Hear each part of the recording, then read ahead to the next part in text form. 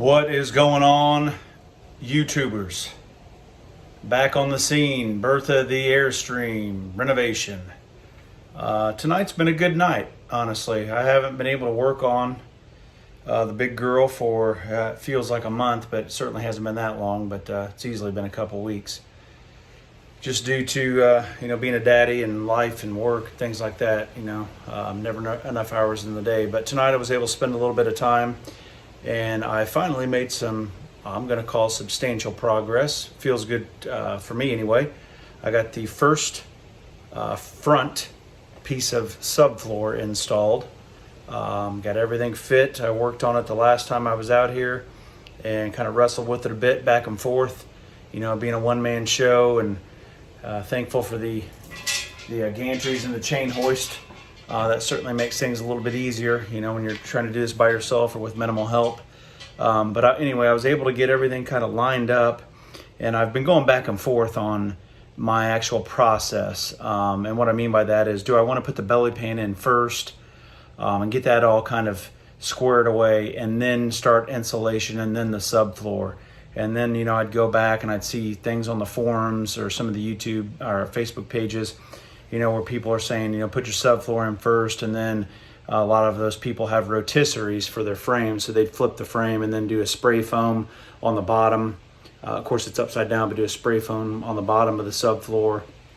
Or even I've seen people gluing and nailing together like 2-inch foam board pieces. So essentially you have 4-inch thick foam board that's been nailed down to the subfloor and glued together and all that. And so I honestly think that's going to be my approach. Initially I was back and forth with Roxol, and I love that stuff. Coming from the construction field myself, I understand its value and all that, but this being a camper and with it potentially holding water and being in the belly pan, that just concerns me a little bit with just added weight, stink, things of that nature. And people say, oh, it won't smell or it won't rot, it won't mold, but certainly water and moldy, pieces of denim and other things that stuff's made out of can't be good, right?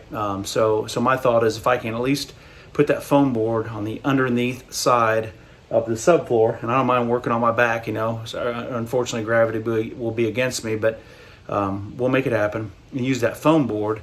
That'll keep it elevated from the belly pan. It certainly won't hold water. Essentially water would run down and find the lowest point, which is going to be the belly pan, and then hopefully out through a seam. Or I've even thought about putting in some little stainless vents. I ran across a post on, I think it was Airstream Addicts on Facebook, where the guy talked about he was going to put these little aluminum vents in, and I thought, well, what the heck's an aluminum vent, right? Well, I started doing some research, and they may actually make these little vents. They're different diameter, basically like a little screen that has tabs. You cut the hole, to the proper size, put that little cap in there, and then bend the tabs over from the inside, and essentially you have a little vent. And I thought, well, hell, that's a hell of an idea. So, maybe put 1 or 2 of those, 3 of those down the center spline, or maybe 2 on the outside at the front, 2 the outside of the back, something like that, just to let it breathe a little bit. You obviously don't want to let too much air in, but these things aren't watertight. I don't care how well you seal them and all that, unless you're doing, like rhino lining or something on the interior and exterior. I think you're always going to have to worry about a leak. So anyway, tonight's been a good night. Short, only worked on it for about an hour. Beautiful sunset. Temperatures finally dropped here in Indiana a little bit, which has been nice because it's been hotter than the dickens the past few days. So I decided to come out here and kind of get things squared up, and I'm happy with the progress. I'll try to not make you guys seasick here, but so there's the front piece. I've got it down.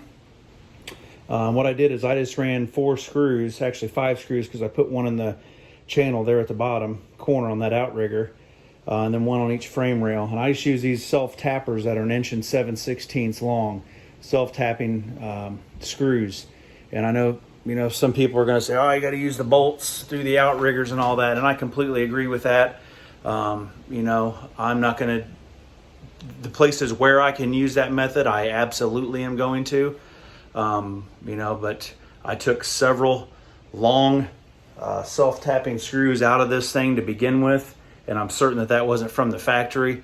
But at the end of the day, you know, I'm going to do the best that I can. I'm going to do the common sense approach that, you know, is going to put this thing back together and keep it, you know, intact for years to come. All my subfloor has been sealed twice with spar urethane on the top, and then I did a like a ring, kind of like a trim basically of about 6 inches on the bottom, and then I went back with Red Guard product, which is a red paintable solution that dries. It's supposed to be waterproof after 2 to 3 coats. I went over that, and as you guys can see, just on basically the edges, and coated the edges real well, top and bottom. And I did, I think, 4 coats of it on that. Now it has worn off in a couple places with trying to move the shell back and forth, you know, as you're kind of wiggling this thing and trying to get it back into place.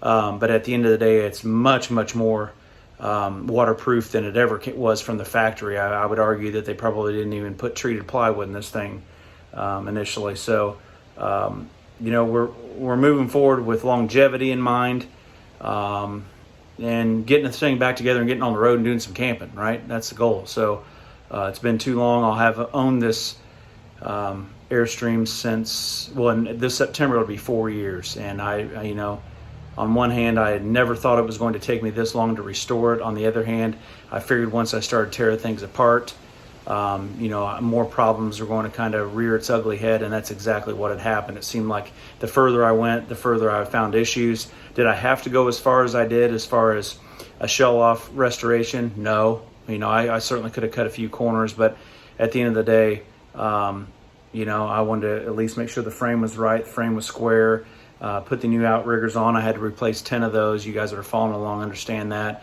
The whole back half of the frame has been rebuilt.